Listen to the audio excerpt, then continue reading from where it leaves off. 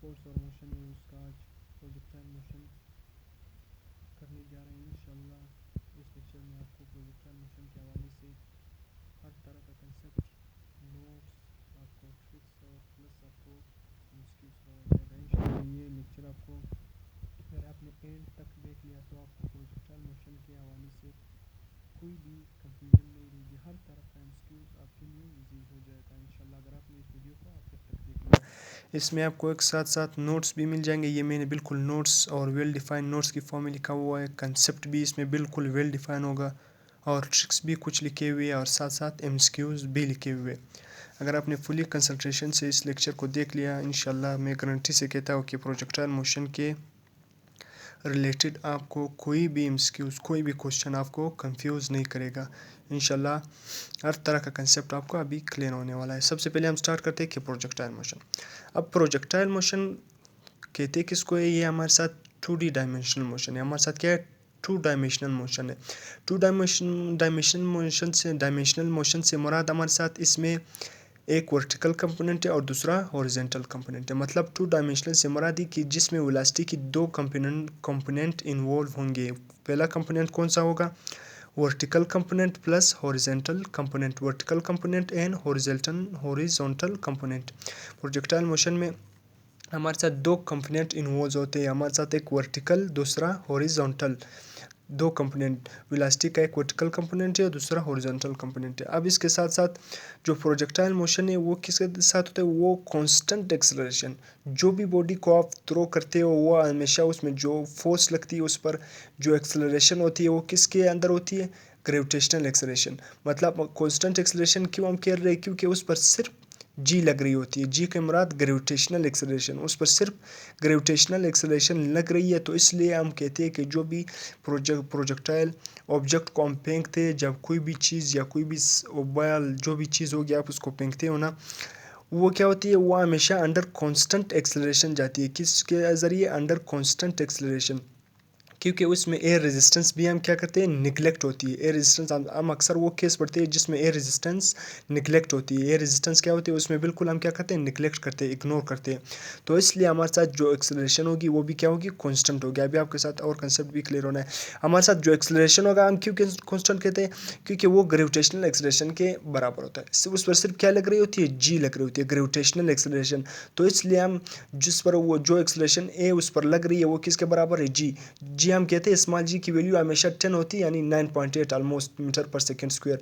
तो क्या होते हैं? हम अक्सर एमसीक्यूज में क्या यूज़ करते हैं? न्यूमेरिकल में हम 10 यूज़ ही करते हैं। तो इसलिए जी की वैल्यू तो कांस्टेंट है, वो कभी भी चेंज नहीं होती है। तो प्रोजेक्टाइल मोशन, जो भी प्रोजेक्टाइल चीज़ को हम प्रोजेक्टाइल ऑब्जेक्ट हो या कोई भी थिंग को जब हम इस तरफ फेंकते हैं, जब वो 2D डायमेंशनल मोशन करता है तो उसमें सिर्फ क्या लगती है?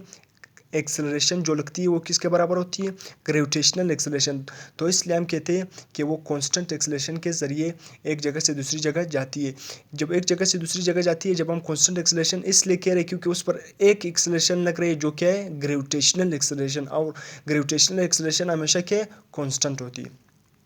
और साथ साथ हम ग्रेविटेशनल एक्सेलरेशन जब इस पर लग रही है, जब हम किसी ऑब्जेक्ट को थ्रो करते हैं, किसी ऑब्जेक्ट को जब आप ऊपर से थ्रो करते हो ना, तो उस पर कौन सी एक्सेलरेशन लगती है? सिर्फ ही ग्रेविटेशनल एक्सेलरेशन। इसी तरह हमारे साथ जो तो हम इसको इस तरह कह सकते हैं कि जो भी प्रोजेक्टाइल ऑब्जेक्ट को आप ऊपर से फेंकते हो या कोई भी ऑब्जेक्ट को आप ऊपर से जब फेंकते हो, जब वो 2D डायमेंशनल मोशन परफॉर्म करता है तो उसको हम फ्रीली फॉलिंग बॉडी भी कह सकते हैं। फ्रीली फॉलिंग बॉडी भी कह सकते हैं क्योंकि आप जब कोई भी चीज़ को फेंकते हो ना, जब वो सिर्फ ग्रेविटेशनल एक्सेलरेशन के अंदर मूव करती है तो उसको हम फ्रीली फॉलिंग बॉडी कहते हैं। जैसे आपने न्यूटन लॉज को पढ़े हुए और उसको फिर आप न्यूटन्स इक्वेशन पढ़े हुए, जब आप उसको सोल्व करते हो ना, फिर आप उसको जब आप ग्रेविटेशनल एक्सेलरेशन के अंदर लिखते हो, उसमें आप जी को किसके बराबर, एच को जो डिस्टेंस है उसको एच के बराबर लेते हैं और हमारे साथ जिसमें एक्सेलरेशन होता है उसको हम जी के बराबर लेते हैं। तो इसलिए उसमें सिर्फ कौन सी एक्सेलरेशन लग रही होती है? Gravitational acceleration. तो फ्रीली फॉलिंग बॉडी पर भी सिर्फ ग्रेविटेशनल एक्सेलरेशन लग रही है और जो भी बॉडी प्रोजेक्टाइल मोशन परफॉर्म करती है उस पर भी सिर्फ क्या लग रही होती है हमारे साथ? Gravitational acceleration. तो इसलिए हम वो बॉडी को भी कह सकते हैं, जो फ्रीली फॉलिंग बॉडी को हम भी क्या कह सकते हैं कि उस पर सिर्फ क्या ग्रेविटेशनल एक्सेलरेशन लग रही है, तो उसको हम कह सकते हैं जो फ्रीली फॉलिंग बॉडी है वो क्या परफॉर्म करती है? प्रोजेक्टाइल मोशन, वो क्या परफॉर्म करती है, प्रोजेक्टाइल मोशन। अब इसके साथ साथ अब मैंने यहाँ पर लिखा हुआ है कि एक्स एक्सिस, हमारे साथ जो एक्स एक्सिस मैंने लिखा हुआ है, जो एक्स एक्सिस में उसमें हमेशा हमारे साथ फोर्स क्या होता है, जीरो होता है। अब फोर्स क्यों जीरो होता है, जब फोर्स जीरो होगा तो एक चीज़ लाजमी है आपको याद रखना है, F is equal to M A. Force का फार्मूला हमारे साथ क्या है, F is equal to M A. जब फोर्स जीरो होगा ना तो लाजमी सी बात है फोर्स और एक्सलेशन के दरमियान डायरेक्ट रिलेशन है। जब फोर्स जीरो होगा तो हमारे साथ एक्सलेशन भी जीरो होगा। जो एक्स कंपोनेंट में वाई एक्सिस, किस में, एक्स एक्सिस में फोर्स भी जीरो होगा, एक्सलेशन भी जीरो होगा। इसका मतलब क्या होगा, जब एक्सलेशन जीरो होगा तो हमारे साथ वेलोसिटी क्या होगी, उसमें कोई भी चेंज नहीं होगी, नहीं आ रही होगी, मतलब वेलोसिटी वी एक्स में क्या होगी, कॉन्स्टेंट होगी। अब ये क्यों, आप जब किसी ऑब्जेक्ट को थ्रो करते हो उसका जो हॉरिजॉन्टल, ये नहीं है जो हॉरिजॉन्टल कंपोनेंट, ये इस तरह जो हॉरिजॉन्टल कंपोनेंट है वो हमेशा कांस्टेंट होता है, क्योंकि उस पर ग्रेविटेशनल एक्सलेशन लग नहीं हो रहा था। ग्रेविटेशनल एक्सलेशन तो उस साइड पर लगता है जो आप किसी बॉडी को थ्रो ऑफ करते हो। किसी बॉडी को जब कोई हाइट से थ्रो करते हो ना, अपवर्ड या डाउनवर्ड मूवमेंट करवाते हो किसी ऑब्जेक्ट से, तो उस पर ग्रेविटेशनल एक्सलेशन एक्ट करती है। आप जब किसी बॉडी को इस तरह थ्रो करते हो, हॉरिजॉन्टली थ्रो करते हो, उस पर तो कोई भी फोर्स नहीं लगता है, उस पर तो ग्रेविटेशनल एक्सलेशन एक्ट नहीं करता है। उस पर ग्रेविटेशनल एक्सलेशन उस बॉडी पर एक्ट करता है जब आप किसी बॉडी को ऊपर से क्या करते हैं, थ्रो ऑफ करते हो, या अपवर्ड थ्रो करते हो या डाउनवर्ड थ्रो करते हो, उस पर एक्सलेशन करते हैं, एक्ट ग्रेविटेशनल एक्सलेशन एक्ट करता है। तो इसलिए हमारे साथ जो हॉरिजॉन्टल कंपोनेंट है वो ऑलमोस्ट क्या होते हैं, पूरी थ्रू आउट प्रोजेक्टाइल मोशन क्या होता है, कांस्टेंट होता है। अब इसलिए जब प्रोजेक्टाइल मोशन उस पर ग्रेविटेशनल एक्सलेशन एक्ट नहीं करा होगा तो एक्सलेशन क्या होगा, जीरो होगा, तो उस पर फोर्स भी क्या होगा, जीरो होगा, लाजमी सी बात है। तो वेलोसिटी उसमें कोई, उसकी वेलोसिटी क्या होगी, कांस्टेंट होगी, जब कोई भी एक्सलेशन उसमें नहीं होगा। तो इसलिए अब जब हमारे साथ वाई एक्सिस होगा, वाई एक्सिस में हमारे साथ ग्रेविटेशनल फोर्स लग रहा है। कौन सी फोर्स, ग्रेविटेशनल फोर्स, क्योंकि उसमें हमारे साथ जो वाई एक्सिस है उस पर क्या लग रही होती है, ग्रेविटेशनल एक्सेलरेशन लग रही होती है। क्यों, वाई एक्सिस में क्या होता है, वो हमारे साथ वर्टिकल प्रोजेक्ट, जब आप किसी ऑब्जेक्ट को थ्रो अप करते हो, डाउनवर्ड थ्रो करते हो या अपवर्ड थ्रो करते हो, या हमारे साथ क्या है, ये जिस तरह ये मैंने डायग्राम बनाई, ये हमारे साथ क्या है, इस तरह किसी ऑब्जेक्ट को आप इस तरह ऊपर फेंकते हो या नीचे फेंकते हो, या हमारे साथ क्या है, वर्टिकल मोशन।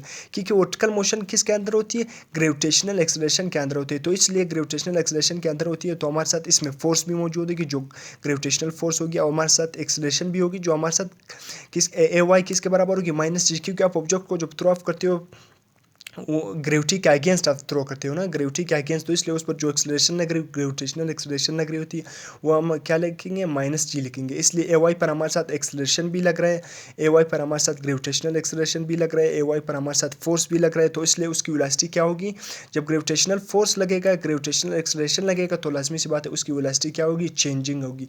वी वाई हमारे साथ क्या होगी, वर्टिकल कंपोनेंट ऑफ वेलोसिटी क्या होगी, वो वेरिएबल होगी, वो ऑलवेज क्या होगी, चेंज होगी।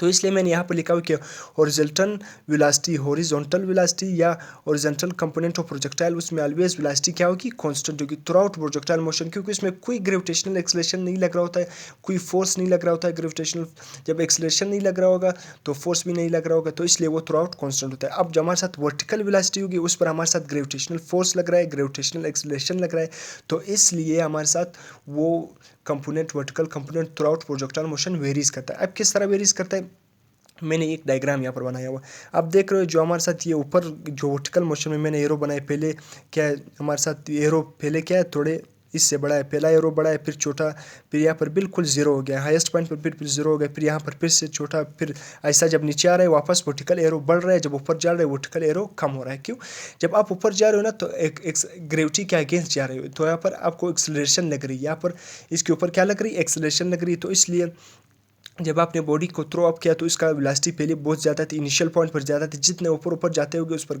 उसकी क्या होगी, वेलोसिटी आहिस्ता आहिस्ता स्लो होगी। हाईएस्ट पॉइंट पर, जबकि बिल्कुल हाईएस्ट पॉइंट पर आप पहुंच जाओगे तो वहाँ पर वी आई, जो कौन सी वेलोसिटी, जो वर्टिकल कंपोनेंट पर, कौन सी, जो वर्टिकल कंपोनेंट पर लग रही होगी, हाईएस्ट पॉइंट पर जब पहुंच जाएगी उसकी वी वाई क्या हो जाएगी, जीरो होगी। वी एक्स तो जीरो नहीं है, V X throughout constant है, यहाँ पर भी कॉन्स्टेंट है, यहाँ पर भी कॉन्स्टेंट है, यहाँ पर भी कॉन्स्टेंट है। लैंडिंग पॉइंट पर, स्टार्टिंग पॉइंट पर, हाईएस्ट पॉइंट पर वी एक्स जो हमने कह दिया कि हॉरिजॉन्टल कंपोनेंट पर तो कोई ग्रेविटेशनल एक्सेलरेशन नहीं लग रहा है, तो इसलिए वो थ्रू आउट प्रोजेक्टाइल क्या होगा, कांस्टेंट होगा, थ्रू आउट प्रोजेक्टाइल कांस्टेंट होगा। मगर जो वर्टिकल मोशन है उस पर ग्रेविटेशनल एक्सेलरेशन एक्ट कर रहा है, जितना आप ऊपर जाते रहोगे हमारे साथ एरो कम होगा, एरो कम होता जा रहा है, एरो कम होता जा रहा है, और हाईएस्ट पॉइंट पर बिल्कुल कुछ नजर नहीं आ रहा है। मतलब हाईएस्ट पॉइंट पर हमारे साथ जो वर्टिकल कंपोनेंट ऑफ वेलोसिटी, वहाँ पर जो हमारे साथ वेलोसिटी है वो क्या हो गया, जीरो हो गया। हाईएस्ट पॉइंट पर V vertical component of projectile motion, जो वर्टिकल वेलोसिटी है वो जीरो हो गया। क्यों जीरो हो गया, हाईएस्ट पॉइंट पर उस पर बहुत ज़्यादा ग्रेविटेशनल एक्सेलरेशन लगने की वजह से वहाँ पर उसकी वेलोसिटी क्या होगी, जरूर वापस जब नीचे आ रही है उसकी वर्टिकल वेलोसिटी फिर से एरो का निशान बढ़ रहा है। इसका मतलब है कि इसकी वापस वर्टिकल वेलोसिटी क्या है,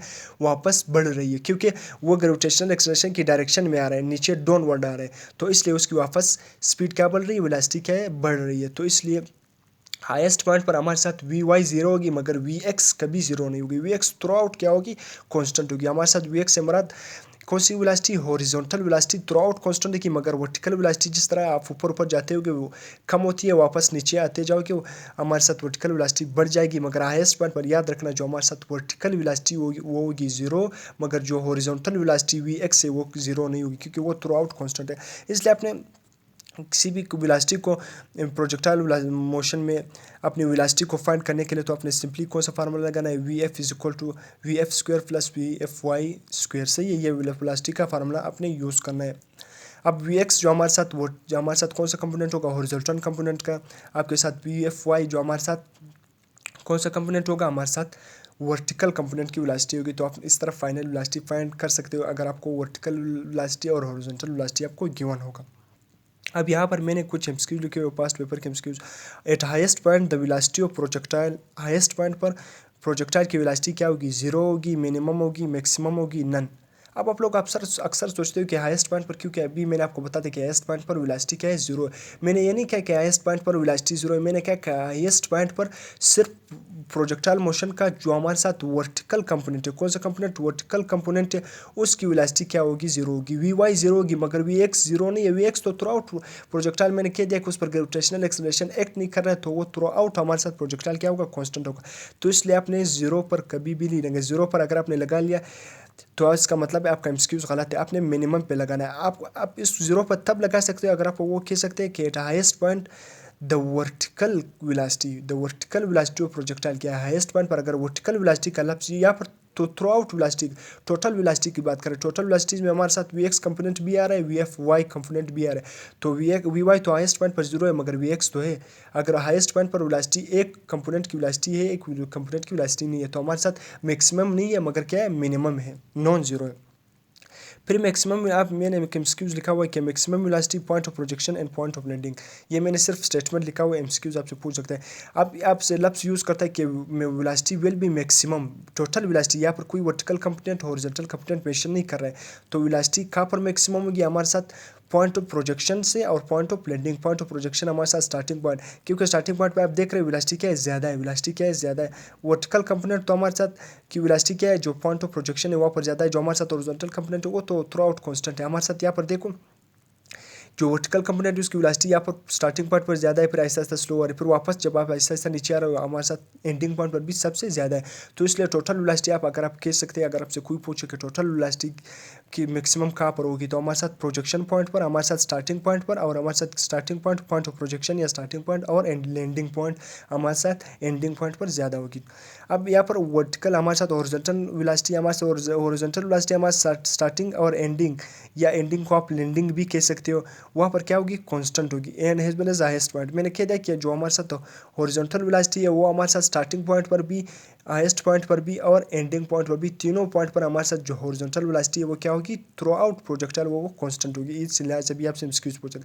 मगर अगर वी वाई पूछे, वर्टिकल वेलोसिटी पूछे, वर्टिकल वेलोसिटी हमारे साथ क्या होगी, वो मैंने कह दिया कि वर्टिकल वेलोसिटी वी वाई वो हमारे साथ स्टार्टिंग में ज़्यादा होगी, और हाईएस्ट पॉइंट पर वर्टिकल वेलोसिटी मैंने कह दिया वो जीरो हो गया, और एंडिंग पॉइंट पर भी क्या होगी, ज़्यादा होगी। तो हमारे साथ जो वर्टिकल वेलोसिटी है वो स्टार्टिंग पॉइंट पर क्या होगी, मैक्सिमम होगी, और मिनिमम होगी टॉप पर, मिनिमम होगी क्या होगी, टॉप पर, मतलब टॉप पर जो हमारे साथ वर्टिकल वेलोसिटी वो मिनिमम होगी, मतलब क्या होगी में, और इसके बाद जो हमारे साथ मैक्सिमम फिर मैक्सिमम होगी किस पॉइंट पर मैक्सिमम होगी, एंडिंग पॉइंट पर। तो इसलिए ये एमसीक्यूज आपसे पूछ सकते हैं कि वर्टिकल वेलोसिटी कहाँ पर मैक्सिमम है, कहाँ पर जीरो है, कहाँ पर मिनिमम है। जो हॉरिजॉन्टल वेलोसिटी है वो कहाँ पर मैक्सिमम है, टॉप पर, एंडिंग पर, स्टार्टिंग पर, कहाँ पर मैक्सिमम। तो सबको आपने क्या करना है, याद कर लेना है। इसके बाद हम जो हमारे साथ हॉरिजॉन्टल वेलोसिटी है हमारे साथ इसका जो हम प्रोजेक्टाइल मोशन है उसका भी नेक्स्ट पार्ट में जा रहे हैं हमारे साथ ये वर्क। इसके बाद हम देखें टाइम फ्लाइट। अब जो हम प्रोजेक्टाइल मोशन को पढ़ते हैं उसमें हमारे साथ कुछ फार्मूले आते हैं। सबसे पहले जो प्रोजेक्टाइल मोशन में हम टाइम फ्लाइट का फार्मूला पढ़ते हैं, रेंज का फार्मूला पढ़ते हैं, और उसके साथ साथ किसका फार्मूला पढ़ते हैं, हाइट का फार्मूला पढ़ते हैं।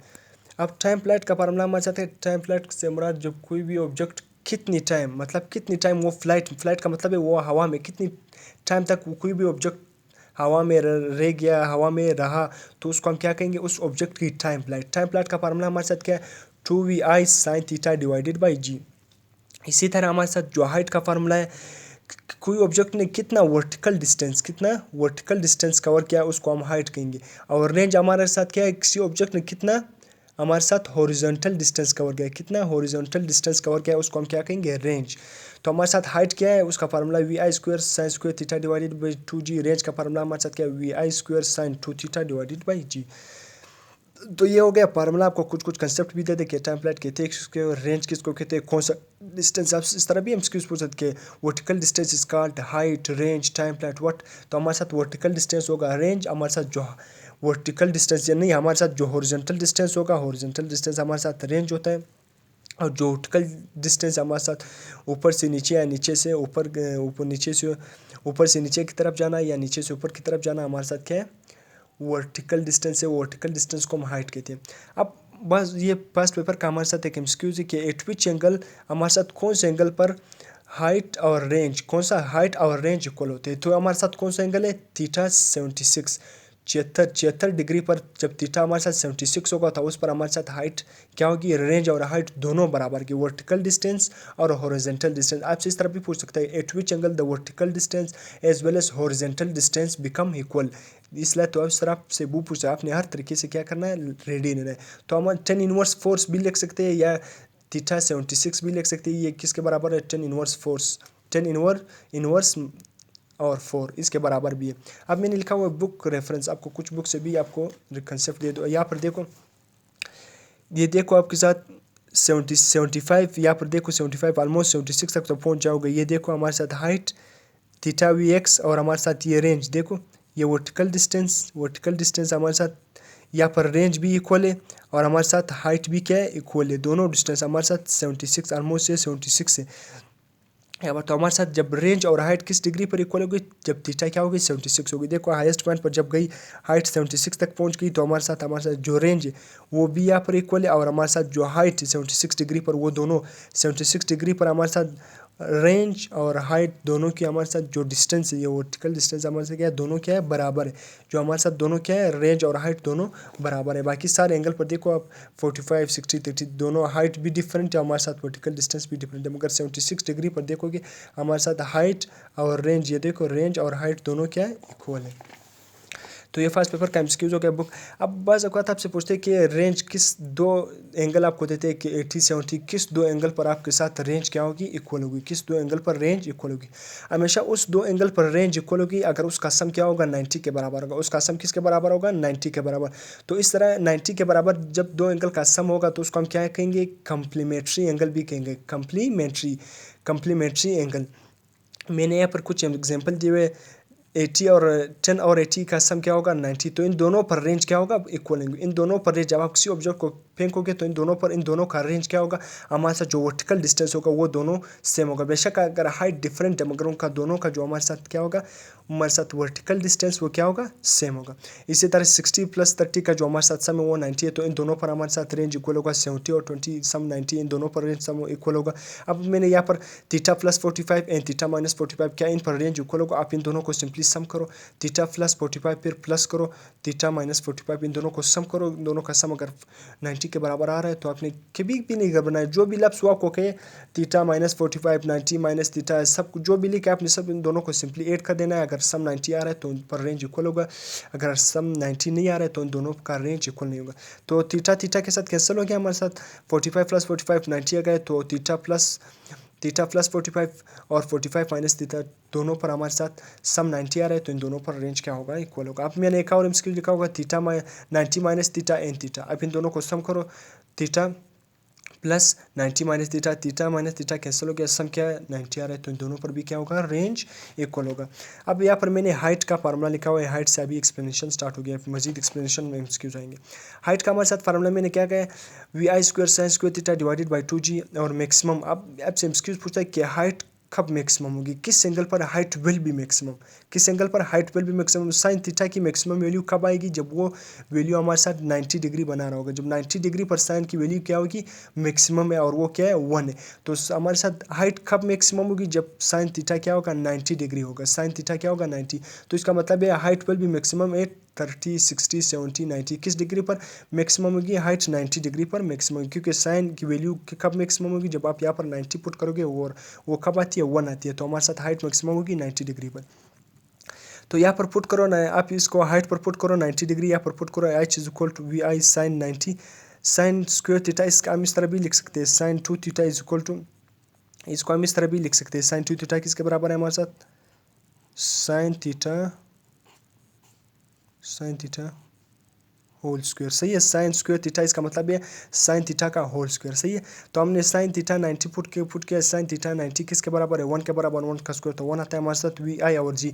ये फार्मूला किसके, अगर आपसे कोई पूछे formula of maximum height, formula of maximum height, या आपको मैक्सिमम हाइट, तो आपने कौन सा फार्मूला क्लिक करना है, ये वाला, क्योंकि मैक्सिमम हाइट का मतलब ये है कि आपने वहाँ पर अपने थीटा किसके बराबर पुट करना है 90, और 90 थीटा किसके बराबर होगा 1 के बराबर होगा, साइन 90 1 के बराबर, जो 1 के बराबर होगा तो हमारे साथ वैल्यू क्या आएगी वी आई और 2g। ये कौन सा फार्मूला है, हमारे साथ मैक्सिमम हाइट का फार्मूला क्या हो गया वी आई और 2g। तो इसकी जगह अगर आप इसको देखोगे ना वी आई और 2g, वी आई स्क्वायर और 2g, अगर इसकी जगह मैं मैक्सिमम हाइट पुट करूँ, ये पुट करूँ, देख ये वाला अगर मैं यहाँ पर पुट करूँ, ये किसके बराबर है वी आई स्क्वायर, यहाँ पर मैंने स्क्वायर भूल गया, वी आई स्क्वायर और 2g, यहाँ पर भी मैं स्क्वायर भूल गया हूँ, यहाँ पर भी मैं स्क्वायर भूल गया हूँ, वी आई स्क्वायर और 2g। तो वी आई स्क्वायर और 2g, यहाँ पर वी आई स्क्वायर और 2g की जगह मैं एच मैक्स पुट करता हूँ, बाकी मेरे साथ बच क्या गया साइन स्क्वायर थीटा। तो हाइट का एक और फार्मूला आ गया H is equal to H max sine square theta. तो आपसे पूछ सकता है कि जब मैक्सिमम हाइट की वैल्यू ये है, मैक्सिमम हाइट किस पर हाफ होगी, मैक्सिमम हाइट किस पर half of the maximum value, वो आपने कौन सा फार्मूला लगाना है, ये वाला कि मैं इसको एमसीक्यूज पर अप्लाई करूँगा, तो आपने फिर किस तरह इस फार्मूले को यूज़ करना है। तो हाइट का एक और फार्मूला आ गया हमारे साथ H is equal to H max sine square theta. अब इसके साथ हमारे साथ रेंज का फार्मूला मैंने आपको कहा है कि रेंज का फार्मूला हमारे साथ क्या है, रेंज का फार्मूला हमारे साथ है वी आई स्क्वायर साइन 2 थीटा और जी, वी आई स्क्वायर रेंज का फार्मूला हमारे साथ क्या है वी आई स्क्वायर, या वी नोट भी लिख सकते हो sine 2 theta divided by G. अब रेंज किस पर मैक्सिमम होगी 45 पर, रेंज किस वैल्यू पर मैक्सिमम होगी 45 पर। अब आपने क्या देखिए, मैंने आपको पिछले जो हाइट में क्या देखिए साइन की वैल्यू कब मैक्सिमम आती है, जब साइन की वैल्यू हमारे साथ क्या होगी, साइन की वैल्यू होगी 90, क्योंकि यहाँ पर 2 लिखा हुआ है, तो अगर यहाँ पर 90 पुट करोगे तो मतलब 2 मल्टीप्लाई बाई 90, तो हमारे साथ क्या हो जाएगी डबल हो जाएगी, तो इसलिए 45 पर रेंज मैक्सिमम होगी, क्योंकि साइन 2 जब साइन 2 थीटा है, साइन 2 थीटा मतलब या 2 किसके साथ थीटा के साथ मल्टीप्लाई होगा, जब 2 45 के साथ मल्टीप्लाई होगा तो वही 90 वैल्यू आएगी, साइन 90 पर क्या होगी मैक्सिमम होती है, साइन 90 पर हमारे साथ जो वैल्यू होगी वो क्या होगी मैक्सिमम होगी। क्या होगी वैल्यू किस साइन 90 पर साइन की सबसे मैक्सिमम वैल्यू होती है, तो हमारे साथ रेंज किस पर मैक्सिमम होगा 45 डिग्री पर, किस पर 45 डिग्री पर। तो मैक्सिमम रेंज का फार्मूला हमारे साथ क्या आ गया v I square divided by g. तो इसलिए v I square divided by g किसके बराबर है r max equal to we I square divided by g. तो v I square divided by g की जगह मैं आर मैक्स पुट कर सकता हूँ, यानी r max v I square divided by g की जगह मैं आर मैक्स पुट कर सकता हूँ, r equal to r max, और बाकी क्या बच गया साइन 2 थीटा। तो रेंज का एक और फार्मूला हमारे साथ आ गया, इसका यूज अभी मैं आगे बताता हूँ कि किस तरह यूज़ होता है। अब हमारे साथ क्या है टाइम फ्लाइट, टाइम फ्लाइट का फार्मूला हमारे साथ क्या है time flight is equal to 2 V I sine theta divided by G. Time किस पर मैक्सिमम होगा, टाइम भी यहाँ पर साइन थीटा है, तो टाइम भी हमारे साथ किस पर मैक्सिमम होगी, टाइम की वैल्यू किस पर मैक्सिमम होगी 90 डिग्री पर, किस पर 90 डिग्री पर। हाइट भी 90 डिग्री पर मैक्सिमम थी, टाइम भी 90 डिग्री पर मैक्सिमम थी, मगर रेंज हमारे साथ 45 डिग्री पर मैक्सिमम थी। तो यहाँ पर पुट करो 90 साइन थीटा की जगह 90 पुट करो, तो हमारे साथ मैक्सिमम वैल्यू टाइम की जो मैक्सिमम फार्मूला किस तरह हम लिखेंगे 2 V I divided by G time sine 91, तो साइन 1 के साथ मल्टीप्लाई का वही 1 हो जाएगा, तो हमारे साथ 2 V I divided by g. तो 2 V I divided by g की जगह में टी मैक्स पुट कर सकता हूँ, यानी तो T is equal to T max sine theta. और ये आप टाइम का एक और फार्मूला हमारे साथ आ गया। अब इस फार्मूले का यूजेज इस तरह होता है, वो आपसे पूछ सकते हैं half of it maximum value किस पर होगी, मतलब आपसे पूछ सकता है इस स्टेटमेंट की फॉर्म में आपसे देख सकते हैं एट विच एंगल या eight which angle range will be half of it maximum value. इस तरह फिर आपने ये आर मैक्सिमम का वैल्यू फार्मूला ये वाला फार्मूला यूज़ करना है। कौन सा वाला, ये अगर आपसे पूछे which angle height will B it maximum value, तो आपने कौन सा formula H is equal H max sine theta. अगर आप टाइम पूछे तो T is equal T max sine theta. ये यहाँ पर यूज़ होता है जो मैंने आपके लिए ड्राइव किए हुए डायरेक्ट।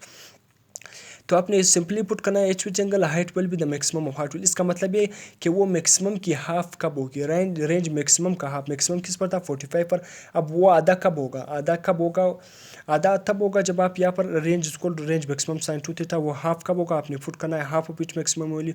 तो रेंज किसके बराबर है 1 आवर हाफ मैक्स। आपसे इस तरह स्टेटमेंट की फॉर्म पर eight which angle range will be half of it maximum value. तो आपने सिंपल यहाँ पर आर किसके बराबर है 1 आवर 2x, तो आप आर की जगह क्या लिखो 1 आवर 2 आर मैक्स, और बाकी जो आपने उसी तरह लिखना है आर मैक्स साइन 2 थीटा।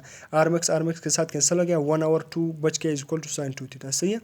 तो साइन 2 थीटा हमारे साथ साइन यहाँ पर मल्टीप्लाई है, या वहाँ पर जाकर इसके साथ इन्वर्स में हो जाएगा। वहाँ पर क्या हो जाएगा साइन इनवर्स 1 आवर 2 किसके बराबर होगा 30 के बराबर होता है। साइन इनवर्स 1 डिवाइडेड बाई 2 किसके बराबर है 30 के बराबर है। अभी आगे वीडियो में ये हमारे साथ प्रोजेक्टाइल मोशन का हमारे साथ जो पहला लेक्चर है, इसके बाद जो लास्ट में आने वाला है सेकंड पार्ट आने वाला है, उसमें मैं साइन और कोस की सब की वैल्यू आपको बताऊंगा। तो 2 के साथ थीटा 2 के साथ थीटा के साथ 2 मल्टीप्लाई हो रहा है, तो यहाँ पर आकर डिवाइड हो जाएगा हमारे साथ। हाइट किस पर, मतलब रेंज किस पर हाफ ऑफ इट मैक्सिमम होगी, मतलब मैक्सिमम का हाफ किस पर होगी 50 डिग्री पर। आपने इसको याद करना है। अगर आपसे पूछे कि range will be maximum half of it range will be maximum half of it maximum value किस एंगल पर होगा, तो आपने किस पर याद करना है 50 पर। मैंने आपके लिए सिंपल लिखा हुआ है। इसी तरह आपसे पूछ सकते हैं height at what angle height will be maximum of half value, time will be maximum of half value, आपसे पूछ सकते हैं। तो मैंने सिंपली आपके साथ लिखा हुआ है, तो आपने इसको याद करना है कि height is the half of it maximum value. Height किस पर अपने जो मैक्सिमम वैल्यू का हाफ होगा वो 45 डिग्री पर होगा। रेंज किस पर होगा हमारे साथ 15 डिग्री पर होगा। और time is the half of it maximum value, time अपने हाफ का मैक्सिमम वैल्यू पर कब होगा 30 डिग्री पर। आप इसमें याद करना है, क्योंकि जब आप एमसीक्यूज इस तरह इंडिकेट में इस तरह एमसीक्यूज पूछे रेंज का एमसीक्यूज पूछा गया था, अगर टाइम का गया हमारे साथ रेंज का आ गया हाइट का आ गया, तो अपने सिंपली इसको याद करना है डायरेक्ट, वहाँ पर आपका टाइम भी बच जाएगा। अगर आप यूज़ करते हो फार्मूला, तो मैंने रेंज का इस तरह फार्मूला यूजेज बता दिया, आप टाइम में भी इस तरह कर सकते हो। H is equal to 1 over 2 और एच इस तरह आपसे बता सकते हैं। आप स्टेटमेंट की फॉर्म में आपसे पूछ सकता है, तो आपने उस तरह इक्वेशन बनाना है। R is equal to 1 over 2 R max, फिर हाइट को आपने किस तरह रखना है H is equal to 1 over 2 H max. इसी तरह time is equal to 1 over 2 H max